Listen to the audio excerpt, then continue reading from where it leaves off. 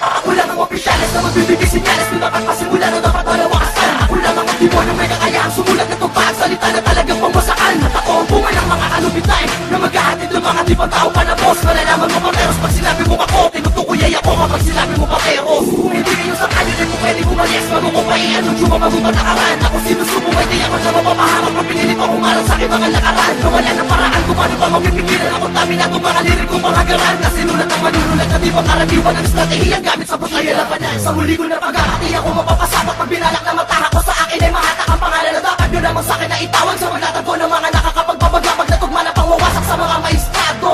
Nahuwad at di rehistrado, kami ang prinsipal at kayong ilustrado. Mga matatapang lang sa litrato. Gago kahit sino mga tulisan o kahit kapulisan man ang maorganisahan, di kayang maisahan to ng mga oposisyon. Kahit na pumosisyon ang kami pagkaisaan, mas malawak na ang plano at aking kaisipan. Sa pagsakop ko sa bayan na aking kaharian, gusto ang mga pumasok ay di na nakalabas na pinilit na subukan ng aking kabakisan. Huwag kang magtaka kung matibin ang pamarisan dahil di ka hulog ganun na di ako magaling. Magtaka kayo kung ba't nauna nga kayo sa akin, ngunit bakit mas malayo pa ang aking narating? Anong mga katibayan gusto nyo maalamin? O tanong mo sa sarili mo ngayon sa salamin, at sarili mo na mismo ang sa'yo magpapatunay na di mo magagawa.